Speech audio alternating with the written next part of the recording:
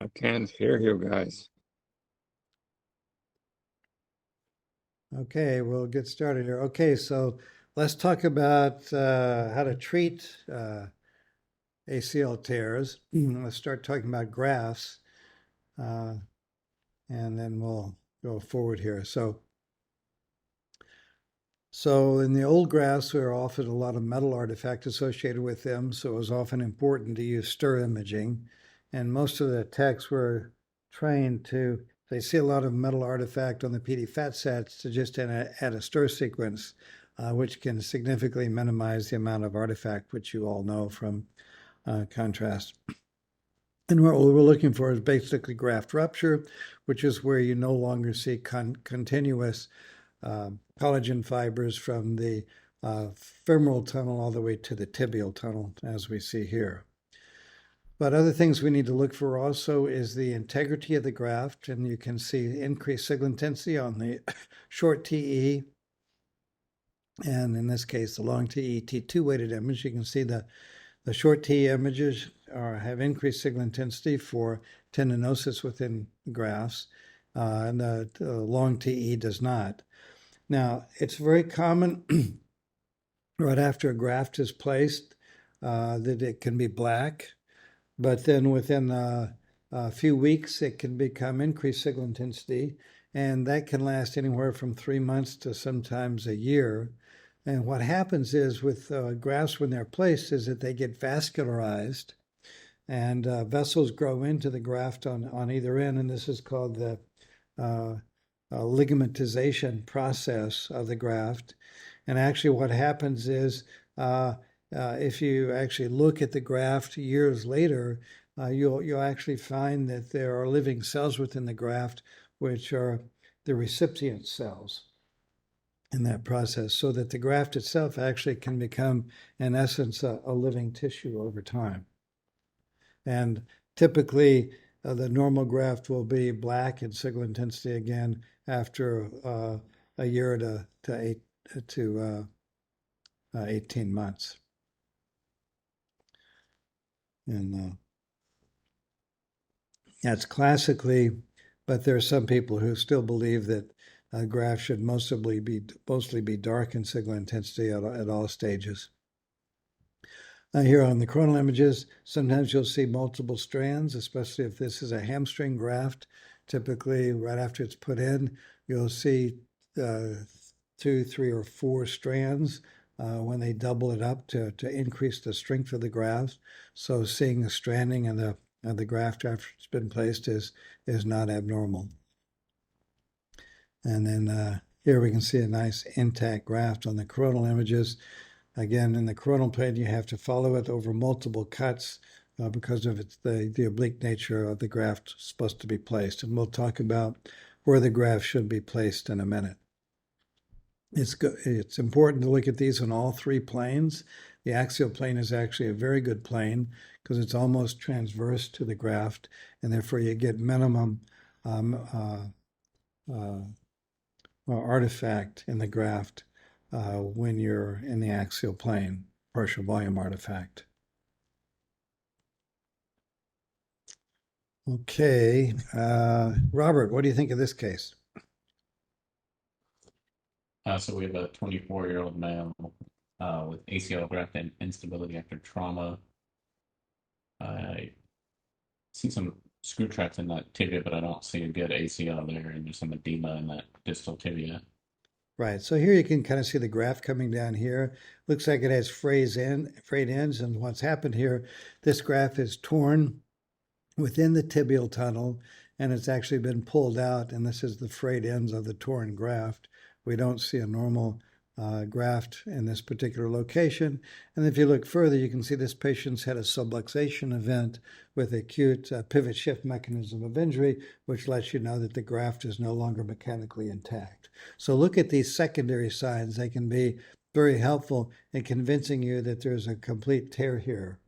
When sometimes the signal is such that you may have a question, but when you see evidence of acute pivot shift injury, then you know that it's a complete graft and you no longer have a stable knee. Jason? All right. So the angle of the graft looks a little worrisome to me. It looks like the anterior medial band of it is torn. Okay. So this is the graft. So I guess you could call it an intermediate band, I but don't know. so certainly we can see one strand here looks like it's torn and pulled out of the tibia placement. Also, if you look at this, and we'll talk about the tunnel orifices in a minute, but looks like it's a very vertical graft. And we can also see that there's some bone injury here. And again, we can see the tear of one of the strands of that graft. See? The hamstring strands, you usually have um, four of them, and you have to put them together in a very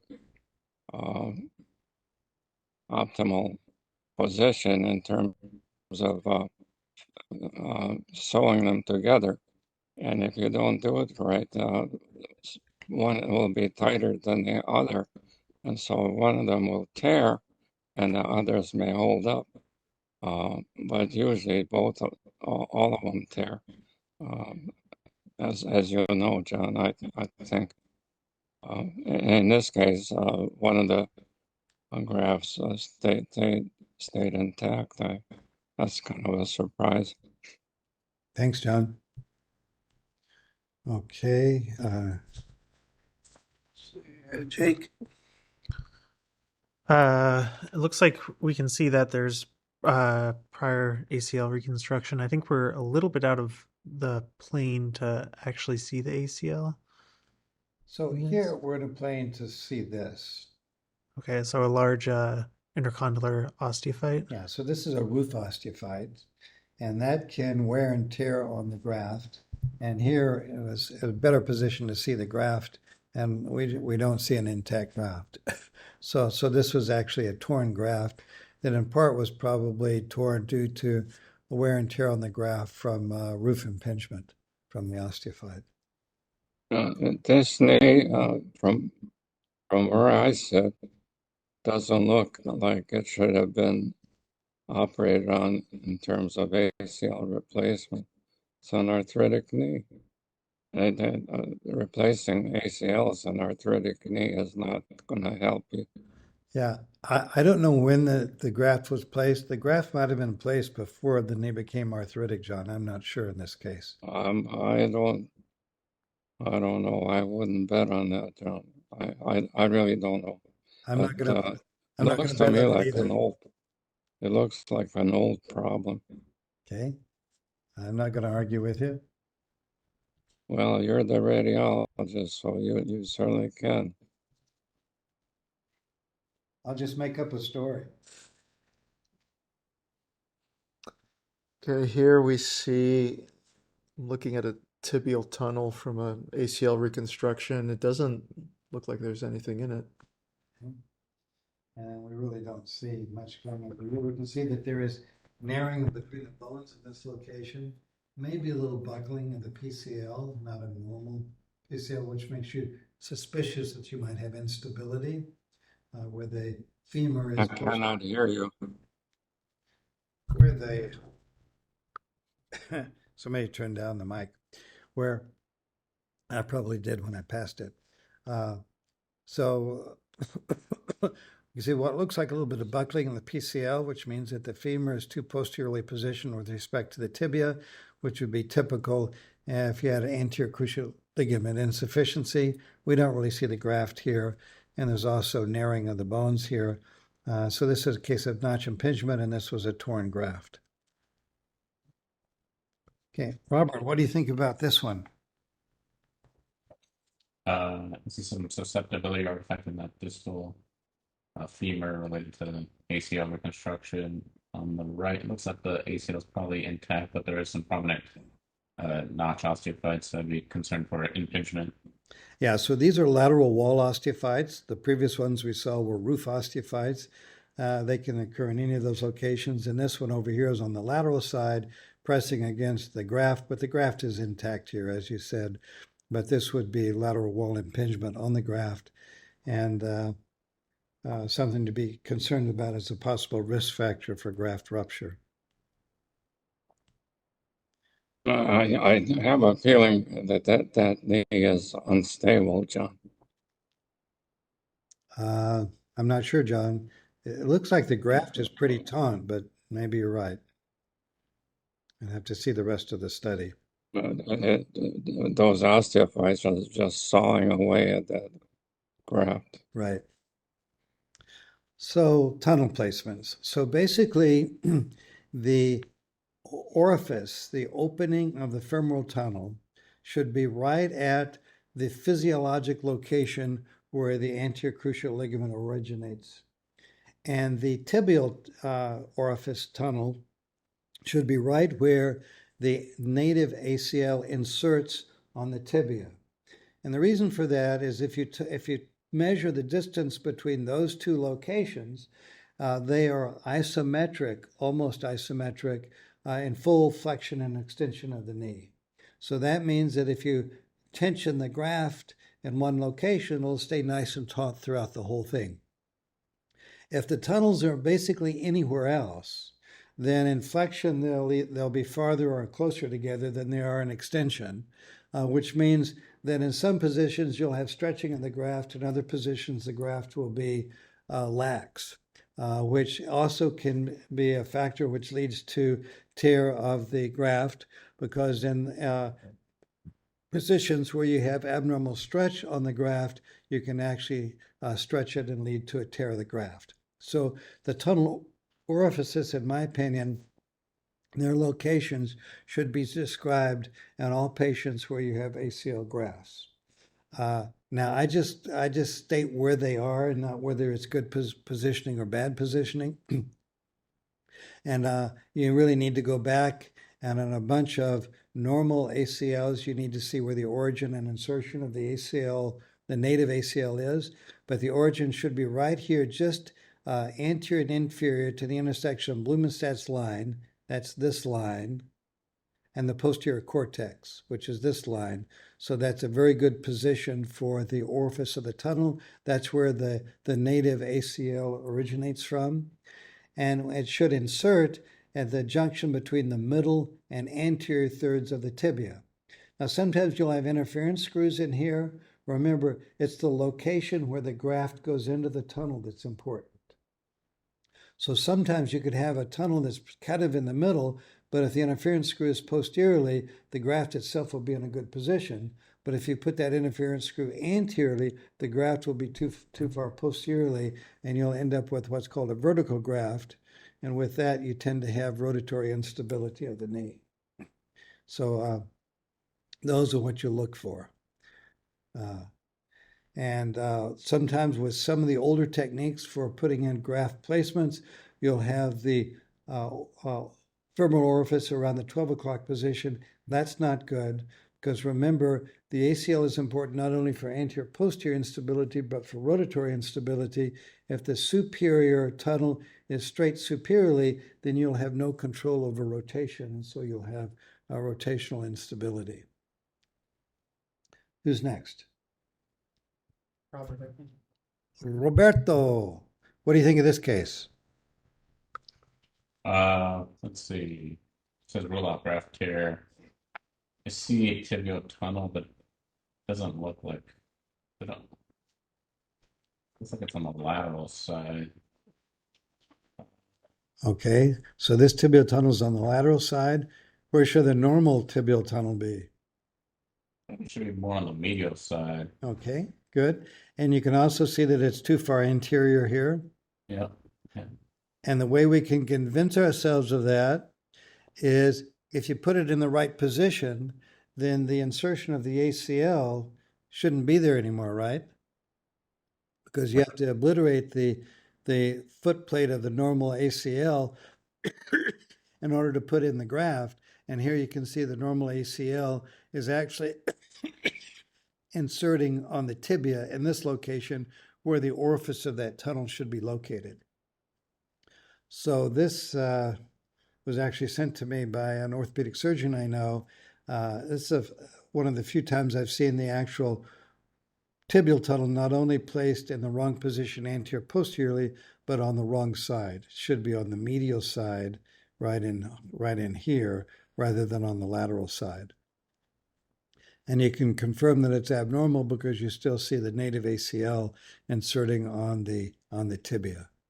And so the actual tibial tunnel should be over here, and this is on the wrong side. So lateral tibial tunnel. Pretty bad news. All right, it looks like this torn graft has two anterior of a tibial tunnel, right? What about the femoral tunnel? Femoral tunnel is two inferior, right? Okay, it's too inferior, and the tibial tunnel is very far anterior in the anterior thirds. And then we can see a lot of abnormal signal intensity within the mid portion of the graft with some tearing of a lot of the fibers. So this is actually graft impingement, and this is actually due to poor tunnel placement in this patient. So this is just some graphics showing that if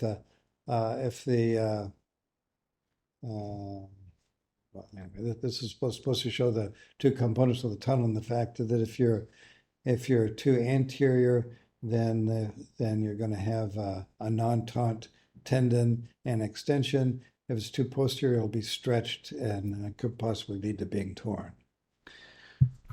Okay. So what do you think here, Jake? Well, it looks like this potentially was ACL reconstruction in a pediatric patient. No, it's not. Then Good try though. That's Not a pediatric patient. But maybe it was placed when the patient was a pediatric patient. Yeah. No, that's what I was implying. It was placed when they were pediatric, but then if it was pediatric, this knee wouldn't exist. Yeah. In other words, when this patient was a child, this surgery didn't exist. I'm not quite sure. So where are the orifices? So the tibial tunnel is too anterior. Okay, so the tibial tunnel's too anterior, right? And I think the femoral tunnel is too anterior and inferior. Okay, too anterior and inferior. Now, what I comment on myself is how close the tunnel is to the intersection of Blumenstedt's line and the posterior cortex. Blumenstedt's line, posterior cortex, it should be right in this location. So it should be within a centimeter. The center of the orifice should be within a centimeter of the intersection of Blumenstedt's line and the posterior cortex. It should be at the junction of the anterior and middle thirds of the tibia. This is in the anterior thirds. And then if you put a clock face in the coronal plane, then at what o'clock position does the femoral tunnel hit the clock? In this case, it's a 9 o'clock position, and it should be up around the 10:30 or 11 o'clock positions. So I state those three findings whenever I see it. Again, I don't say whether it's good or bad. In this particular case, you can actually see that the femoral orifice actually comes down to the actual articular cartilage, articulating surface. It's it's way too low. It's like 3 centimeters distal to the intersection of Blumenstedt's line and the posterior cortex. The tibial tunnel is too far anterior, and we've got a big notch osteophyte here as well. So a lot of abnormalities, and that's basically where the different orifices should be located. John? Then this would last maybe a couple of weeks before it tore off.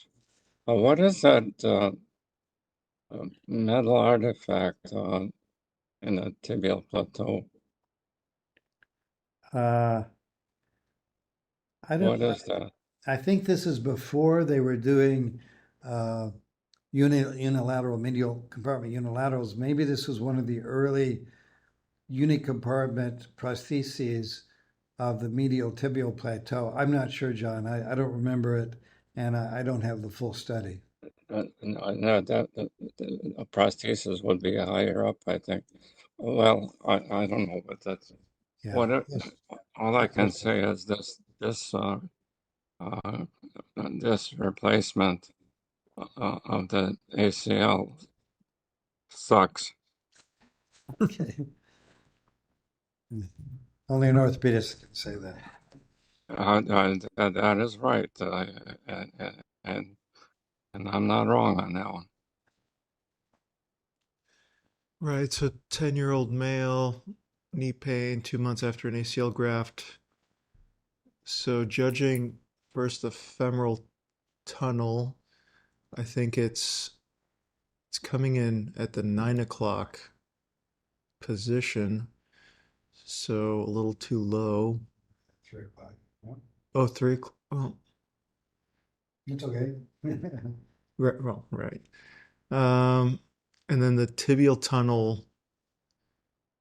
Yeah, we're at a coronal plane here. I think Here's the sagittal. mm, it looks like I think it looks okay at the anterior and middle third junction, but yeah. Great, good. So this is actually a special technique used in kids with open physes, and it's called the Physeal-sparing graft. Now, generally, in kids at this age where your growth plates are intact, most people like to wait until you got more very near closure of the growth plates, especially the femoral growth plate, before you go in and put grafts in.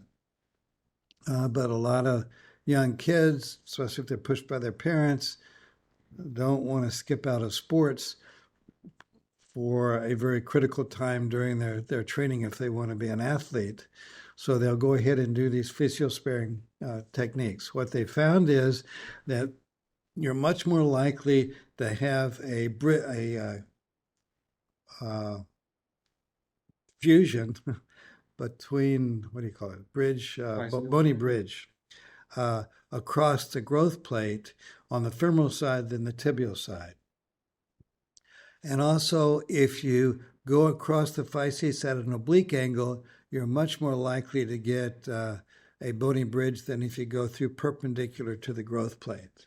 So a compromise people have is to do a more vertical approach on the tibial side and go through the growth plate because the tibial side's not big enough to be able to do this too.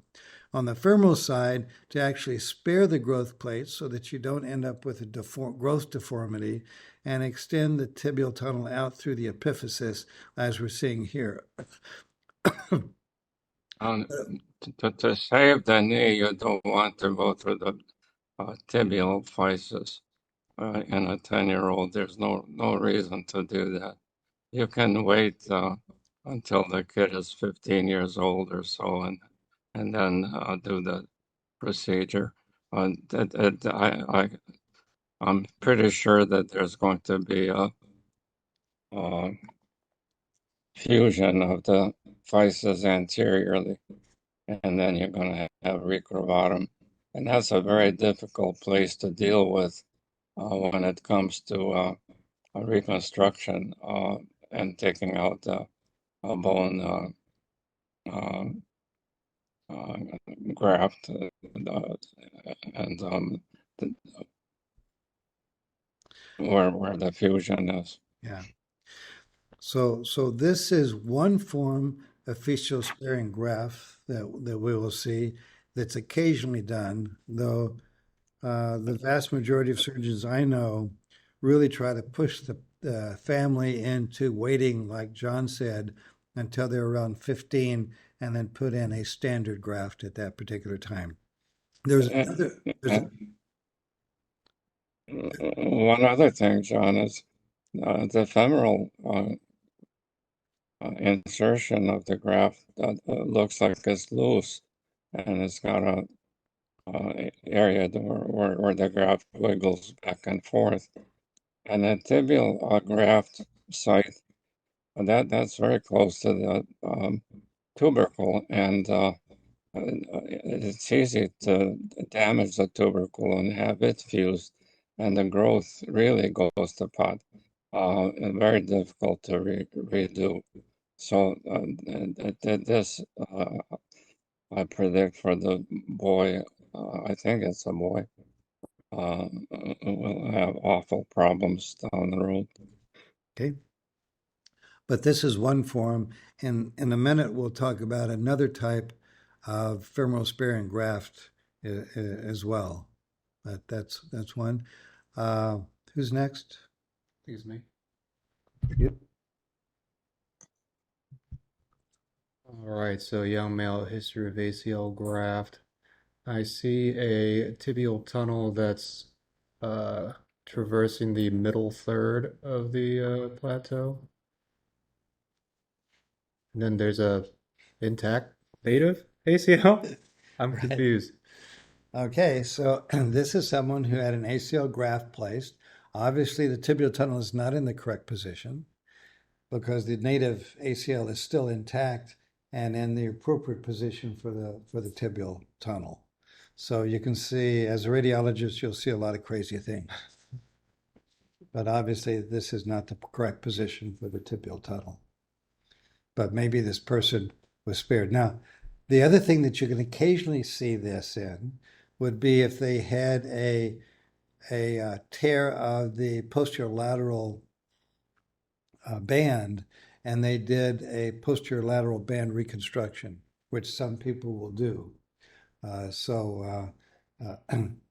Or I've even occasionally seen, yeah, well, I mean, that's basically a situation. So that's, and then you can follow the tunnel up.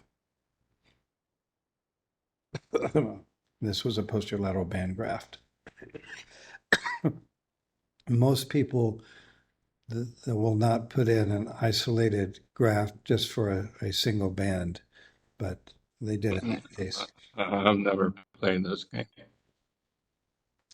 And here's someone else. This is an older person. Here we can see that there's a not normal native ACL in place. It's still probably very degenerative, probably scarred proximally here, so it's probably torn. And you can see they put in a graft, but here they put in a graft and not the appropriate position.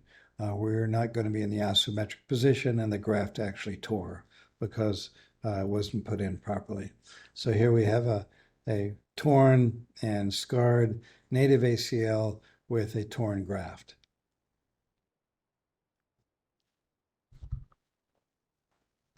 These are more to get you familiar with the anatomy and seeing where the graft should be placed. So this is 25-year-old female with ACL reconstruction 5 months ago, coming in with 6 to 8 weeks of instability. It looks like we only have some coronal images, but the tibial tunnel is medially located. And then tibial tunnel here. Yeah. And then the femoral tunnel, again, we can't see the sagittal images, but it is maybe at the 10 o'clock or 10:30 position. And so the tibial tunnel looks like it's in the middle third, so it's a little posterior to what it should be. Yeah, it's kind of a broad tunnel here. So right in here is where it should be. So that's not too terrible. The femoral tunnel may be a little bit inferiorly placed. It looks like it's kind of looks like a broad tunnel again. A tunnel. I don't know if it's a large tunnel or whether you had some tunnel widening, which we see there and here on the axial images. But let's go back to the coronal. Now, this patient was unstable on physical exam. Now, there are a lot of ways to put in grafts. Most of the ones we see here, you'll put the graft in and then you'll put a fixation screw in, which will fix the graft against the bones of the tunnel. Another way to do it is you put the graft in and you actually then have a suture going from the graft to a button over here on the lateral wall of the femur, kind of a suspension type position. And this is one of those, and actually the suspension sutures broke. and the graft distally displaced, and this graft was no longer functioning well because the suspension broke in this particular patient. Okay. And there's another way to do is take a couple K-wires and go through the graft perpendicular to it, and that's a better way to hold it than with a couple of sutures that are not very secure. Yeah, I think I have some other examples of that later. Okay. Yeah, I know that, John. I think. Good. I think. Okay, so here, looking at the tibial tunnel, we see the ACL graft. Maybe is displaced into the joint space. It's not. It's not So going. this is on 2/16/22. Look at the axial images. There's an empty tunnel in the tibia, which goes along with it. That's the slice right through here. Mhm. This is 2/16/22. This is 6 days later. What do you see? I mean, I'm not seeing fluid in this, the same fluid intensity in the tibial tunnel. It looks like, yeah, it looks like a normal graft. Um, yeah, I wonder if it's, well, yeah, I'm not sure. So what happened here is that the graft actually, he got injured, and the graft was displaced and pulled out of the tibial tunnel. He went back to surgery. They replaced it again, and now it's properly positioned. If you look at that screw, it looks like there's not much room for the ligament. It would cut right through it. Um, I never liked these screws, but um, people use them all the time. So, but this one looks like it would cut the graft. Okay. And Robert. So 47-year-old ACL reconstruction many years ago, OA symptoms and clinically stable. See an ACL graft. From what I can tell, it looks intact. Or I want to see the fit on multiple slices. Looks like there's a calcification on the right. So we have a little ossicle right there, and we've got all this metal artifact up here, don't we? The Yeah. tibial tunnel is kind of in the middle third, so it's a little too posteriorly for what we would normally think. But what's all this stuff up here? do you think that tibia is a little posterior too, John? Maybe a little bit. Here are some axial images. Let's see. I see that similar calcification. Right here. Yeah. And here's a plain film. So can't see it too well, but I'm assuming there's a calcification there. Yeah, right in here. And Now, this is a proper screw size. yeah. Um, This is an ossicle that developed, and occasionally you see these. This is probably due to partial tears of the graft, and then healing with calcium deposition and ossification. and it's an old screw. Okay. They don't make them like that anymore.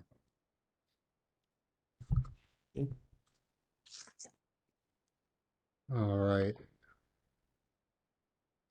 So looks like there's discontinuity of the ACL graft right outside the femoral tunnel. Maybe we might be partial volume it here. Okay. But there is some tunnel widening and marrow contusion at that tibial plateau. Okay, so this is 4/7/11. Here's some more images.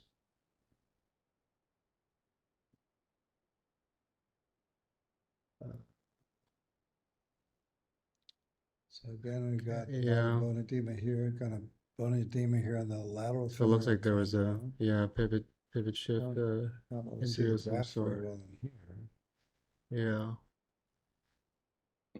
Robert, do you think there's a ligament there? We said there's no ligament. Yeah. Uh, and yeah, there's absence of the graft at its expected location. Okay, so this is 4711, Okay.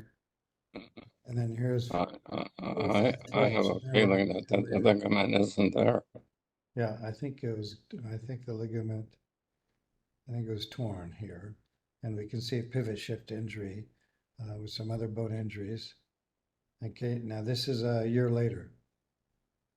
Born and absorbed. Um, I don't know what the deal is with the soft tissue edema and fluid Okay, good. Out here, at the some yeah, bone lateral edema here condyle. around the femoral tunnel. Did the screw erode through the Things here. cortex? And then here we can see that this interference screw is now kind of broken apart. And see all this fluid out here. Yeah. Now, I haven't seen this in a while. And these were resorbable interference screws. And what they can cause is an inflammatory reaction to the interference screw. And some people who have hypersensitivity reactions to them. And this was a large inflammatory cyst. And you often will get a lot of tunnel widening and bone resorption due to the inflammation around these. Is that a granulation tissue mainly, John? Yes, that's granulation tissue. I think they've stopped using these interference screws a number of years ago, so I've not seen this in a long time. But if you see that breakup of the screw, these big fluid collections, that can be an inflammatory reaction to the screw.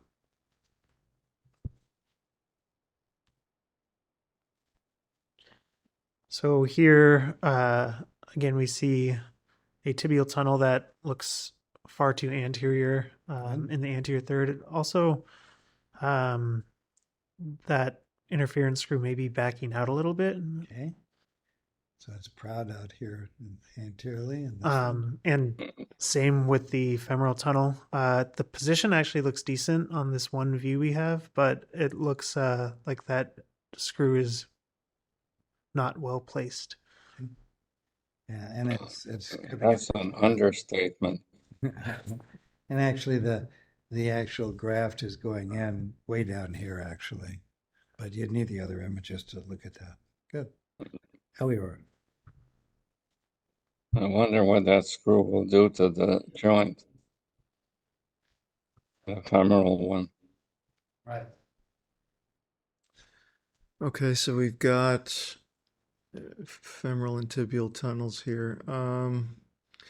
The tibial tunnel looks pretty vertical. Oh no, I'm sorry. The femoral tunnel looks vertical. Yeah, it looks like it's close to the 12th position, but we're not looking at the orifice here. Okay.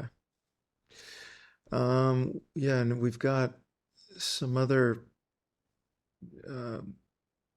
surgery that was done on the lateral, I think, femoral condyle to join that femoral tunnel. I'm not sure if that was like a suture. What's happening here? Yeah, that piece looks broken off. There's the axial images. Huh. Yeah, on the left. John was talking about another way to fix these. Say, I've never seen a device like this. That's not a K-wire. This is something from Russia. This is a screw that they use like the K-wire, and you can see that it broke here. So this was a hardware failure, and this patient became unstable, probably has some tunnel widening here due to inflammatory change. Okay, I just don't know what that is, John. I've never seen anything like it in orthopedics that I've been involved in. Okay, Robert. Arrowhead? Yes, this is a coronal status post ACL graft with increasing lateral pain. And it looks like the femoral screw is kind of, I guess, retracted a little bit. There's edema. What's wrong with the placement? I mean, it's too superficial for one. Well, the problem is that it's too high, and it's not doing anything to hold the ligament in place, and it should go right through the center of that uh, area, right through there, John. Yeah. But for some reason they missed the boat on this one. And you can see that this interference screw is Yeah, it's come extending out. way out from the cortex. This is the iliotibial band, so you're getting iliotibial band bursitis due to the trauma of the interference screw rubbing against the tendon. Either it backed out or it was never put in properly. Yeah. Because it's way too high where the ligament is.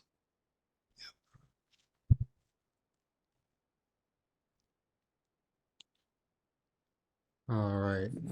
So it looks like the tunnel is too far posterior and there's a tear in mid-substance. Right. Good.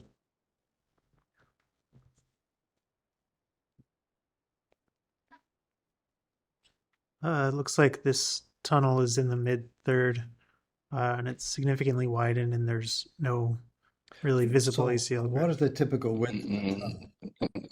No, I disagree with you on that. What do you mean it's a third? It looks to me like it comes out from the center. Yeah, I'm. Yeah, the center third is where it is. Yeah, that center is for third. I'll agree with you. But that's not where it's supposed to be. And I mean, I don't see any graft fibers, and it's significantly widened. I'm not sure what the Right. normal width is supposed to be. The normal width is usually between 12 and 15 millimeters. That's Okay. all scar and granulation tissue. And if you notice, the interference screw is quite a ways away from where it enters.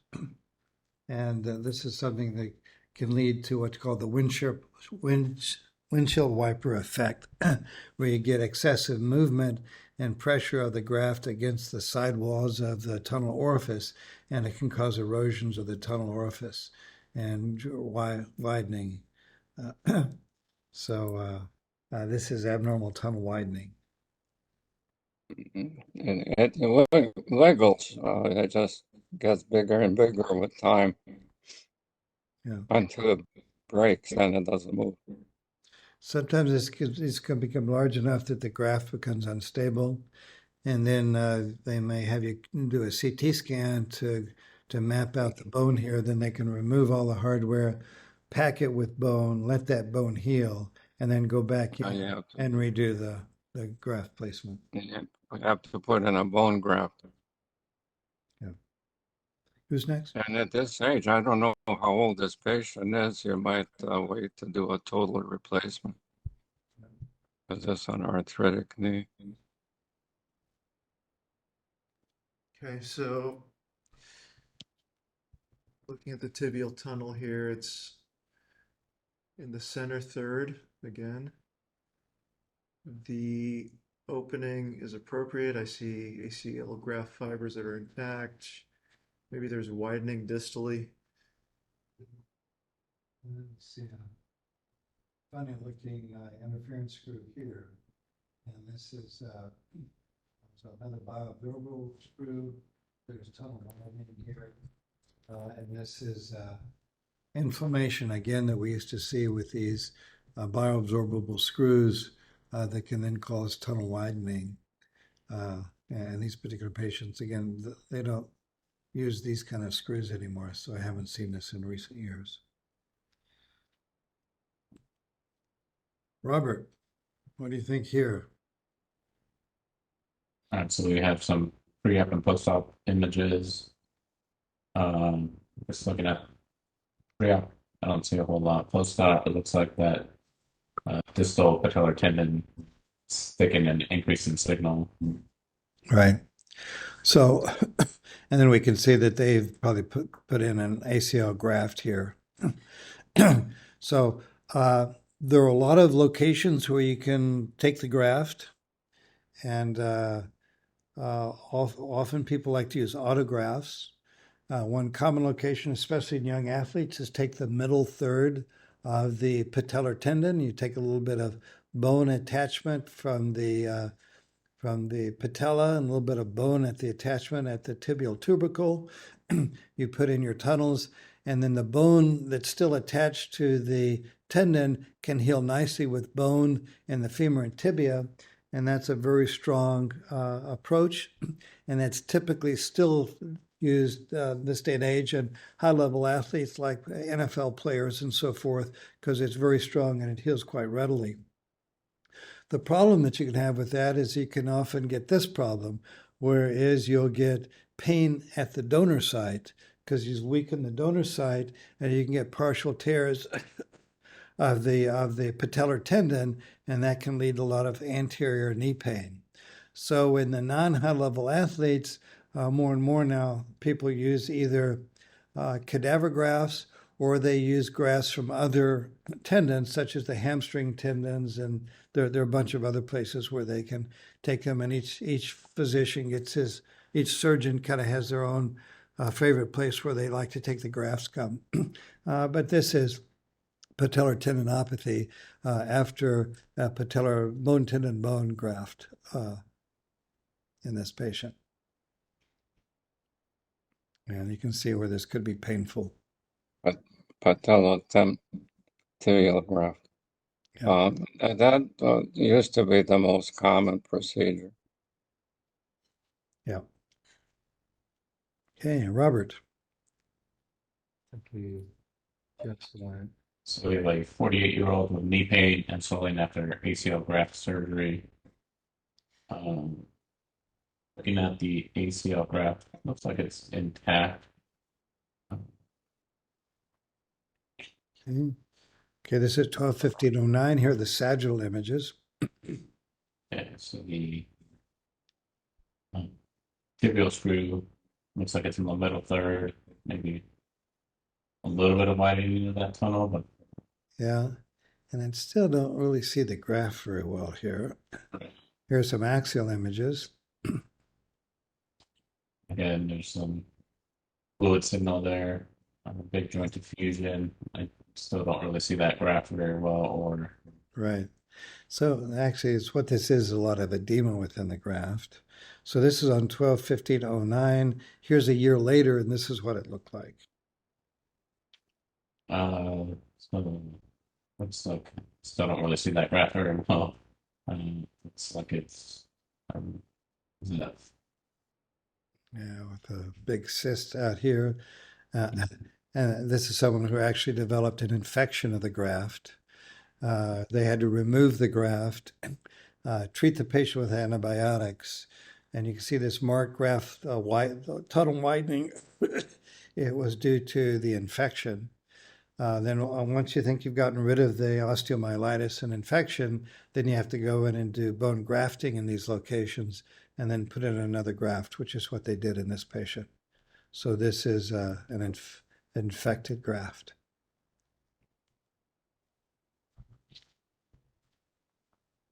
All right, many years post ACL graft. I think both the interference screw for the femur and the tibia seem a little like the femoral one's too high and the tibial one might be too low. Yeah, well, these are where the peripheral part of the tunnel comes. Because John, you want to comment on the screw? Obviously, the position is wrong, but I don't understand using a single screw to fixate whatever they're trying to fixate, because it's not bone. The only reason to use a screw like that is to skewer the bone. or tie a string around it, a suture around it, but this is not a position that's used in normal procedures. Okay, so that's the plain film. Here's the MRI. Yeah, it's. I didn't expect it to look very good. Yeah, so the tibial tunnel is very wide and there's a lot of soft tissue within there, but no real graft that you see. Okay. And the femoral side. Um, yeah, it looks like it's all this granulation tissue too, right? Okay, and then here we can see the marked tunnel widening here. And this is particle disease. So this was another uh, form of placement with absorbable material, and the patient developed an inflammatory reaction. And this is all bone erosion due to the patient's inflammatory reaction to the particles. I don't know what they used to replace the ligament. And I think the ligament was basically destroyed by the inflammatory reaction. I would imagine so, but I wonder what they used to reconstruct this. You have screws up too high and too low, but what did they try to screw? I don't know. I don't either. No. Here we have a 17-year-old female with 2 years after ACL with pain and swelling and popping for 8 months. It looks like at the exit site, I guess, of the tibial tunnel, we have a fragmented screw with a surrounding fluid collection. Right. And there we can see the tibial tunnel and all these little fragments.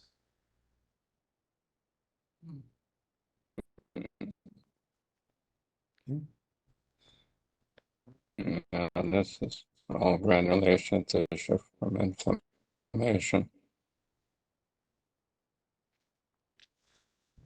Okay, so here, posterior to the femur, there's a structure there. Could that be, you know, a screw that was in the femoral tunnel or meant for that? I'm not sure. So this is a displaced interference screw. You can see it in the core plan.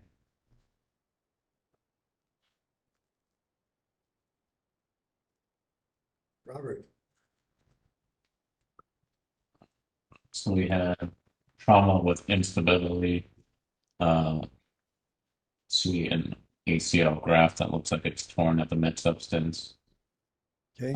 So this is 10807. You can see the graft tear. We can see kind of the interference screw here. This patient did have trauma. Okay.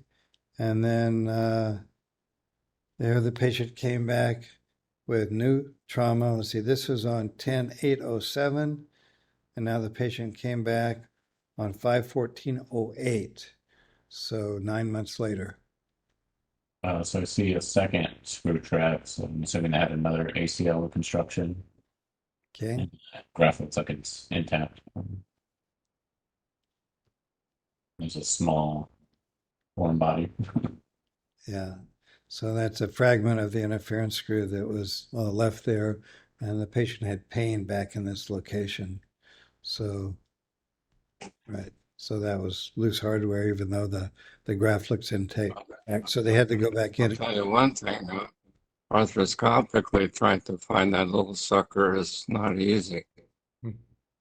I had a resident do it one time for me because they didn't take x-rays before the surgery, and I got totally surprised and went in without getting an x-ray, which I was foolish to do. But I let the resident do the surgery, and it took us about 6 hours to get that little sucker out of there. It was a loose body, that's all it was. Yeah. But we just couldn't grab it. Yep.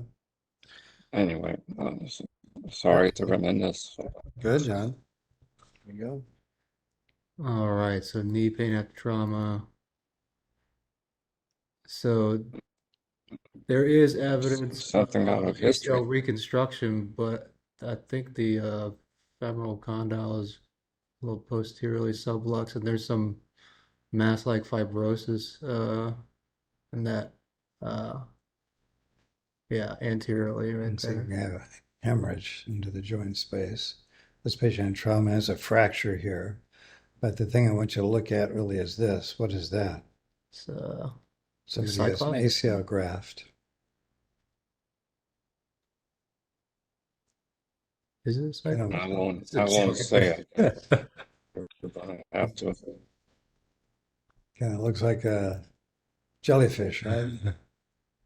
Yeah, so they call this a jellyfish cyclops. This is a cyclops. Cyclops lesion. Well, what happens is when you put the arthroscope in, it looks like an eye looking straight at you. And so there's some wise guy called it a Cyclops. Yeah. I don't remember who it was, but I knew the fellow. And that this is more what it typically looks like. This is basically scarring here and Hoffa's fat pad after a ACL repair. This can produce a mass effect. These scars have a lot of innervation in them. They can be very painful and they can lead to a poor motion of the joint space. So these typically you have to go back in and resect these in order to get normal motion so that you don't go into degenerative disease. So this is just scar tissue. And as John was saying, where the name comes from, this is what this looked like when they put the arthroscope in to fix it.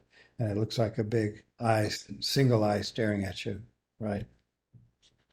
So that's a sign. Sorry, I jumped the gun. Yeah, no, that's good. So any reason for an extension block, you really have to go in and correct it because if you don't fully extend your knee, you're going to develop degenerative disease. And this is just another example of what a Cyclops lesion can look like. Right here, all this big mass of scar tissue. In this case, there's probably some injury to the graft. It's covered by synovial membrane. And again, that's what it looks like arthroscopically from which the name comes. So why don't we stop here and we'll pick up the story and kind of finish the ligaments on Thursday. And we start a new topic. Okay? Have a good evening, everybody. All right, thank you. Thanks, John. You too. Thank you, and take care. Yep.